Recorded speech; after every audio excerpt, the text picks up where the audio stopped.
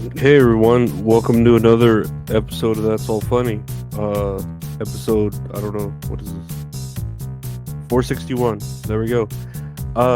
Nothing new here. I hope you enjoyed the interview I had with Andres Cordova, the programmer for Lobo Sandia Studios and the upcoming game Witches and Butchers. You can try out the demo on Steam or hi.io. Check it out, Witches and Butchers. Check out the Kickstarter too. I funded it, or at least gave to it. I hope it makes it. It's an interesting game, very very fun, very cute, and I look forward to it. Yeah, I'm just here chilling. It's what, Christmas weekend, I guess. So we have Monday off, so that's cool. Be busy, I don't know, recording shit, maybe playing games or just sleeping. I don't fucking know. I just want to relax, even though I don't really do anything. I need to start wearing socks again. That'd be fun. I need I have socks there. I need to just start wearing socks again. But anyways, we're here with the news. That's what. All right. Hello. Can you hear me? Hello. Welcome to the stream. How you doing? Welcome to the stream.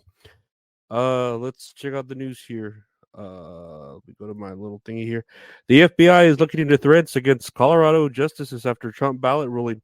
And if you haven't really been following this story, I mean, it's kind of hard not to follow, I guess. But Colorado basically is not allowing Trump to be on the ballot there, and everyone's kind of like, what's the point of democracy if you're taking him off the ballot? Like, yeah, that goes against the whole idea of a democracy, right?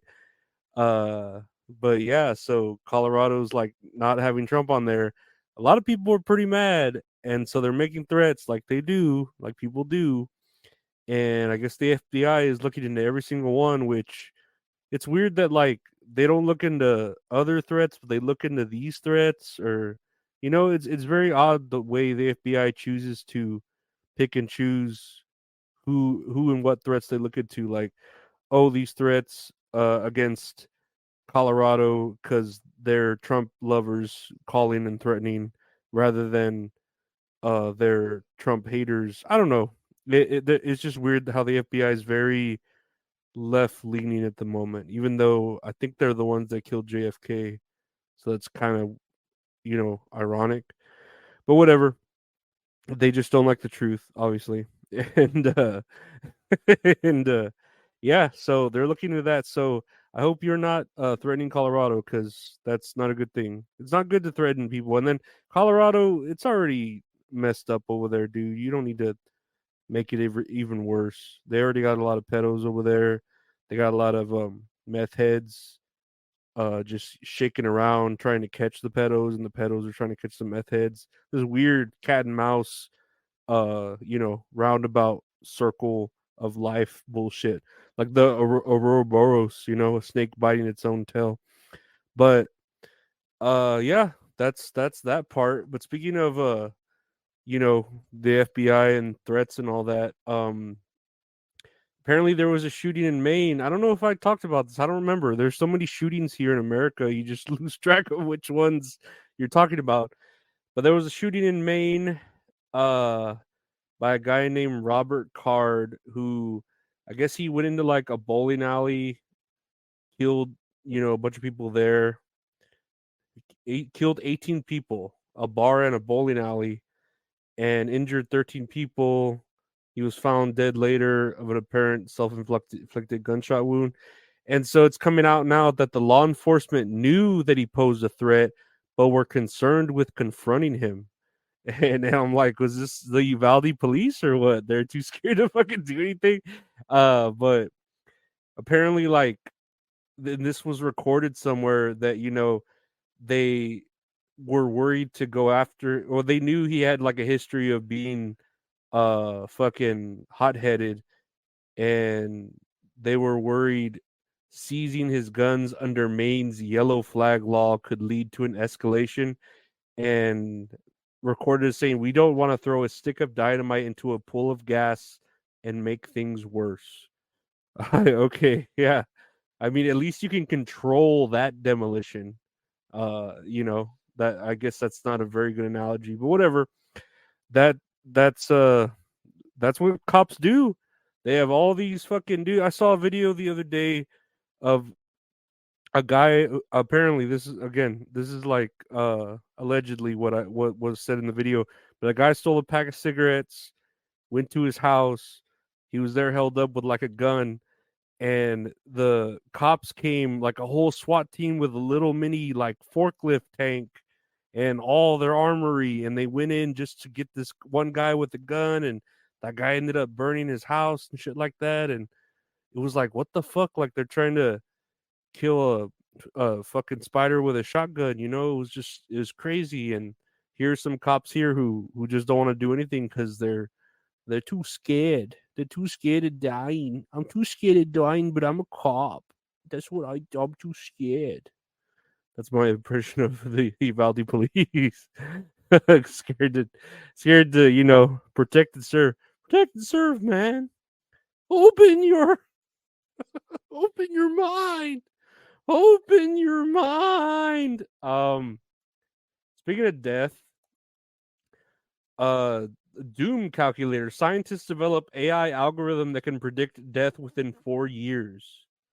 And I'm guessing it means it can predict death within the period of 4 years, which I'm pretty sure there was like a film about this, an app that, you know, predicted your death. But I'm pretty sure doctors can do this too. I don't really think an app needs to. Doctors are typically good at predicting death.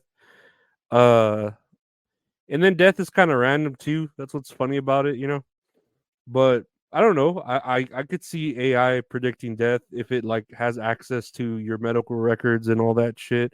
Of course, it's not like some fortune teller that you put your blood into and then it like knows. It's using medical data and science. So before years, I mean, there's been times where what cancer patients and shit like that fucking, oh, we're giving you 6 months to live, and then they take like butterfly nectar from the fucking catacombs of Mexico or Guadalajara, and they end up living for 20 more years. You know what I mean? Like so I don't know.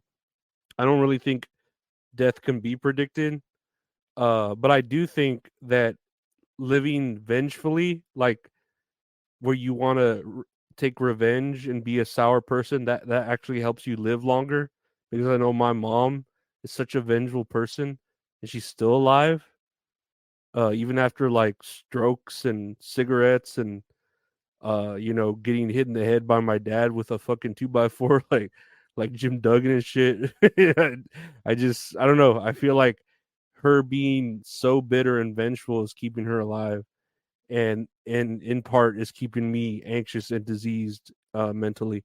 But anyways, we can move on to the last final thing. Speaking of doom, the CDC says JN.1 variant accounts for 39% to 50% of COVID cases in the US. And I don't know about these variant names, JN.1. I want it to be racist sounding. I loved when Trump called it the Kung Flu. That was fucking great. Like he was just he stole that, but he was just saying what everyone was thinking.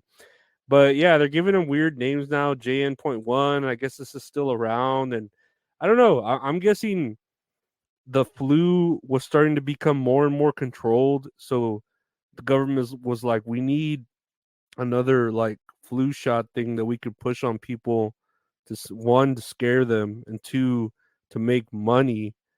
And that's what they did with this. Like this has become. I mean, yeah, it came out of hand. Like it was like, oh shit, we didn't mean it to become this whole, I guess, political movement with the masks and the unmasks and the all lives matter bullshit. But whatever, it became what it became, and now this is here to stay, right? Like it's the new flu, the Kung flu. It's billions and billions from China. But whatever, we're already used to it. I still haven't gotten it, even though I am typically the kind of person that should get it. Like I'm overweight and whatever. I don't really take care of myself. But yeah, I still haven't gotten it technically. I mean, I did fucking write on a piece of, like, I had a doctor's note made, that I did get it so I can get some days off from work, but I didn't like get it officially. So I don't know. It's whatever. Diseases are just popping up. Look, the icebergs are melting, and all those diseases in the fucking woolly mammoth meats and mosquitoes that are in there, they're all gonna pop up. They're all gonna bite us and make us fucking rainbow colored zombies that are allergic to red meat. It's written. It's in the Bible by the globalists. It's the new world order. It's just the circle of life. It's the circle of life.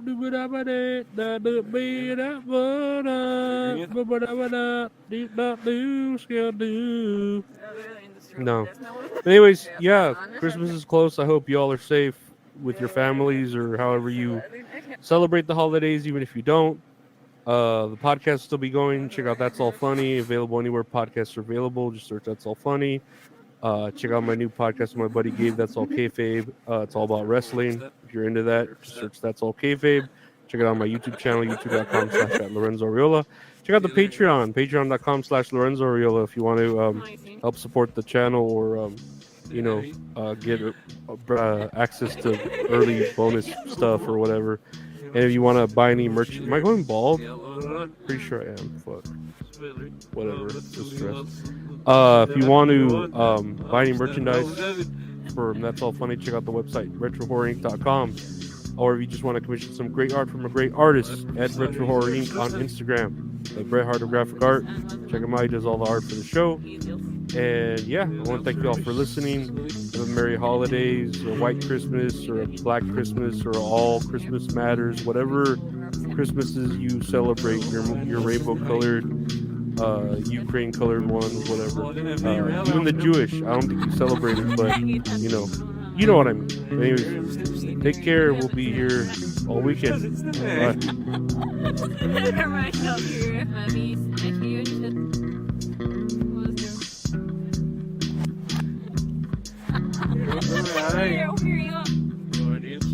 Bye.